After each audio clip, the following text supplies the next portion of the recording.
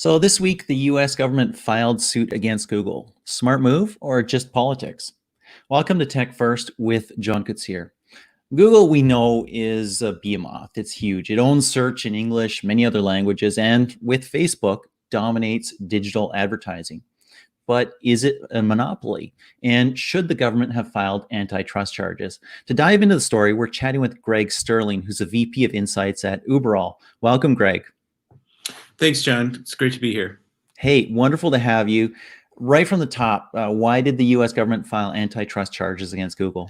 Well, I don't think there's a simple answer to that. I think there's been a consensus now for a while on both the left and the right that companies like Google and Facebook have too much power in the marketplace.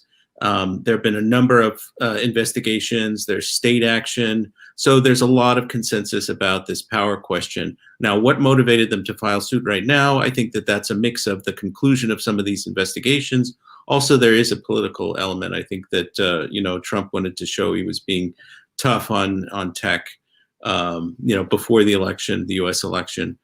And I do think there's a kind of a grudge on the part of many right-wing legislators that these companies are in the pocket of the left. Yes. So I think they see them. There's that vindictive element too. I agree. Okay, interesting. Is the antitrust suit focused on the right part of Google? Of course, they're dealing with the Sherman Act, right? It's the legislation that was crafted, 50, 75 years ago, a long time ago. Yeah. They're focused on search. Is that the right part? Well, I mean, you could look at many different parts of Google. I think it does focus on both sides, the consumer and the advertising side, which encompasses ad serving and other aspects of it. I mean, this is where a lot of the criticism has come, that Google has become more and more greedy in terms of keeping traffic on its site. It's having an adverse impact on third parties, pushing content down the page as Google adds more of its quote unquote own content at the top of the page and ads. So I don't think it's inappropriate for this to be an area of scrutiny. Mm-hmm. Android is also in there as a practical matter. So let's assume that this will spend 4 or 5 years in litigation at various levels and appeals and all those sorts of things from either side as it goes forward. If Google did get broken up in some way, shape, or form, and Microsoft didn't really get broken up from all the scrutiny that it was under, but if Google does get broken up in some way, shape, or form, first of all, is that even possible? And secondly, what would that look like? Well, it's certainly one of the possible remedies in the lawsuit itself. They talk about structural. I think the language is structural remedies. They don't explicitly mention divestiture or breaking the company up, but allegedly, quote unquote, everything is on the table. Mm-hmm. Just one quick footnote on the Microsoft action. So the case, I think it's the late 90s was when it was filed, and in the federal trial court, the judge did recommend breaking the company into two. And then once the Bush administration, George W. Bush administration came in, they were less interested in prosecuting the case, and there was an appeal. And so they ultimately wound up settling with the U.S. government, and the company remained intact. So there was a kind of a recommendation that the company be broken up, but it didn't happen in fact. Now back to Google. Repeat the question. I got lost in my own train of thought. What would that look like? What would it break up? Well, you could do it in a number of ways. I'm certainly not an antitrust expert, although I play one on TV. But very well. You could sever, on the ad serving side. Google is sort of vertically integrated. They've got demand, they've got the supply, and then they've got the ad serving technology, and you could break apart some of those pieces. Some people have pointed to YouTube as a carve out.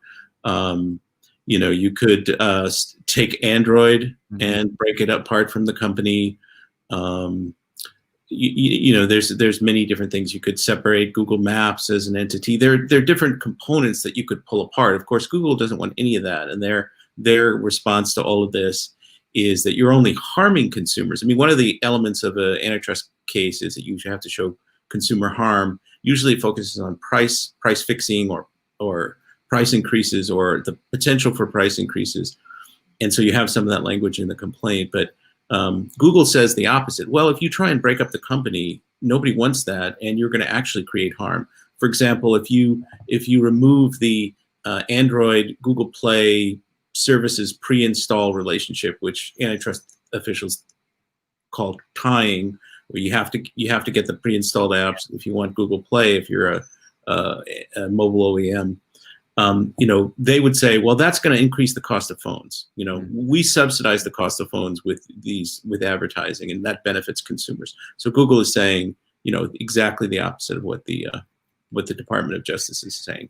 Well, that would look interesting, wouldn't it? I mean, we get a preview of that if we look at the latest Huawei phones, which are without the Google apps, and a very small segment of apps that they are able to offer. I guess one of the other things that the government could win in some kind of decision would be no exclusionary agreements, right? So, Right. for instance, you can't buy positioning from Apple on their search engine, those sorts of things, and you have to make it simpler for people to change their search engine or other things like that, or their default email system or something like that. Correct? Yeah, and I think those are very likely outcomes. I mean, I think the divestiture scenarios are pretty much doomsday scenarios. They might ultimately be more effective in restoring competition to the marketplace, to the extent that you believe Google is a monopoly. But I think more likely what we're going to see are these sort of regulatory moves, like in Europe. What they did is they decoupled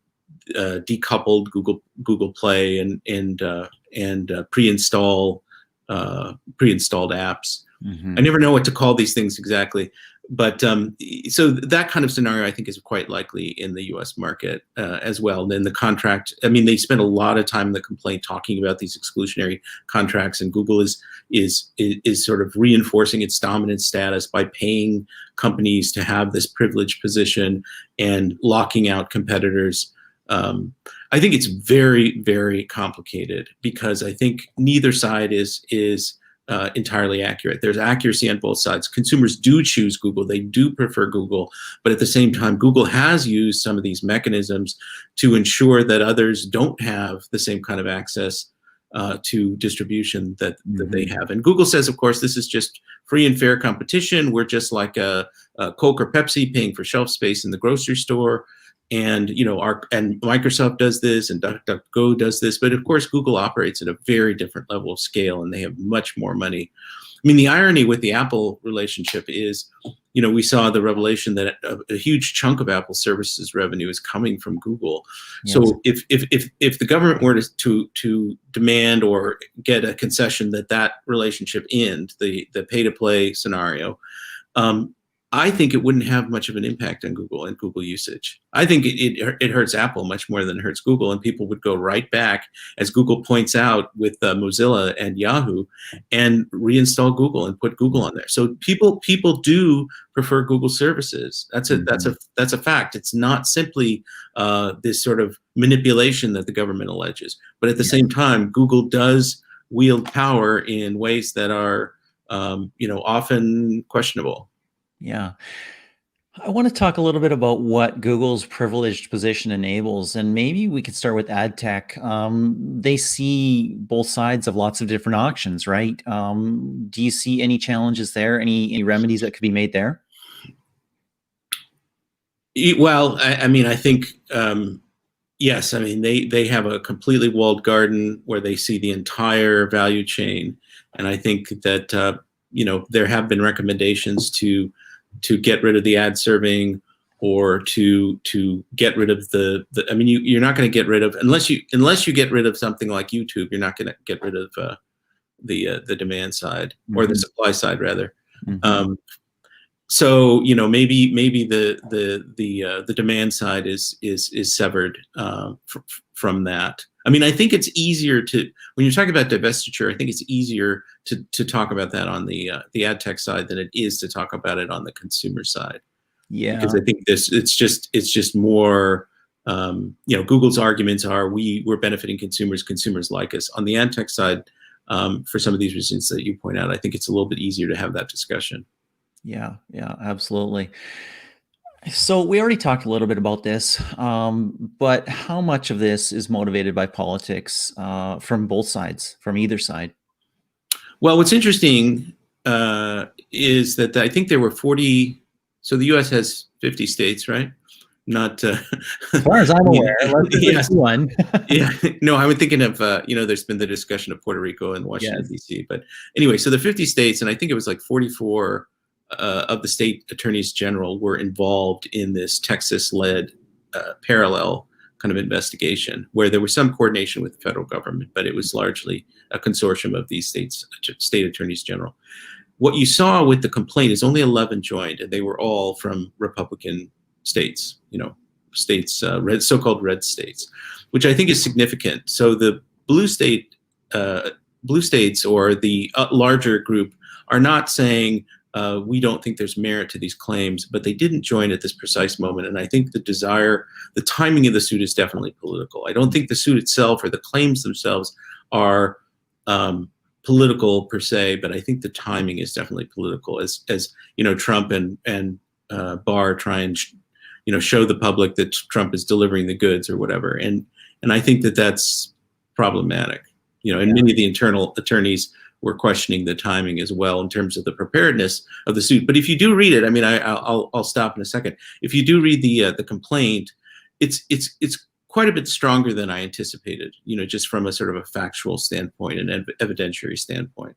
Yeah, there's apparently a lot of internal documents that are in the possession of the government. Right. Is antitrust law modern enough to deal with digital monopolies? I mean, this is a different beast than Standard Oil or some massive, railroad company or something like that in the 1920s. It's also a different beast than Microsoft and a near monopoly on desktop operating systems, right? This is platform level. That interacts with every layer of our computing stacks and, frankly, almost every piece of our digital lives as well. Unless you've really worked hard to get Google out of your life, it's in pieces of your life. Yes, the podcast prep notes were in a Google Doc, of course. Yes. Sorry, go ahead. No.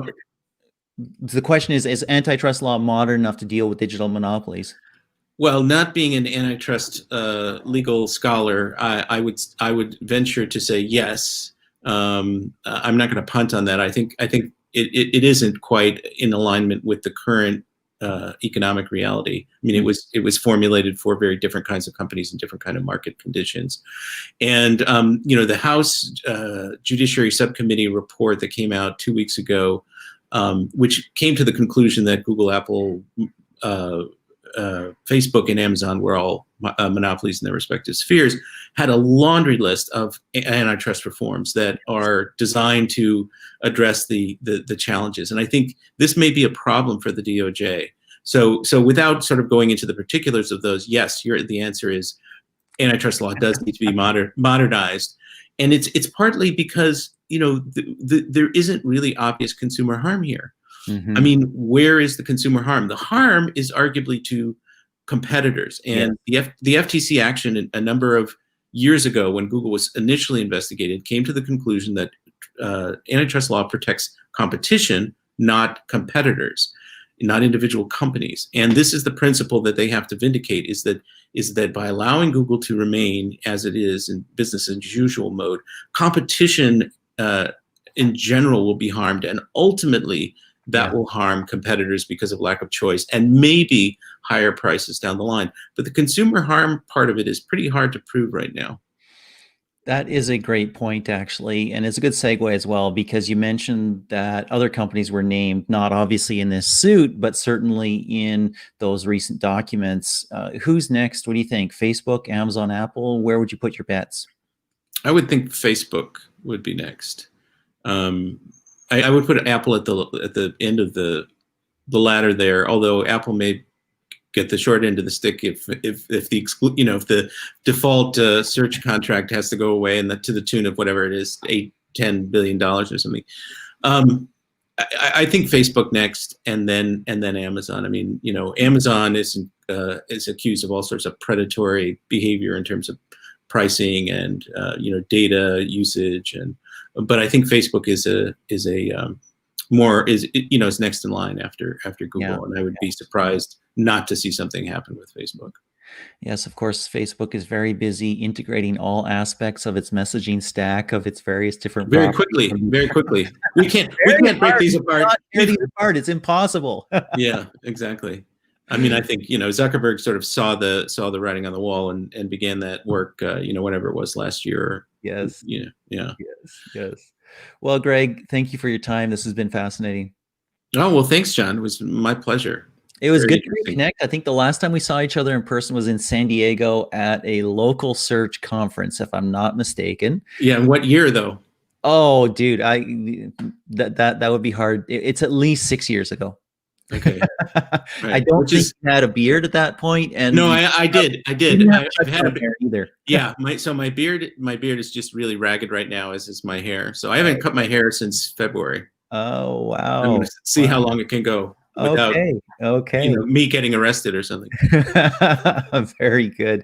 All Well, right. thank you for joining us. All right. Thank you, John. See you later. It's been a pleasure. Thank you for everybody else as well for joining us for the show. You'll be able to get a full transcript of this in a few days, maybe a week at johnkoetsier.com. Story at Forbes will come out right after that. Plus, a full video is available anytime on my YouTube channel. Thank you for joining. Maybe share with a friend. Until next time, this is John Koetsier with Tech First.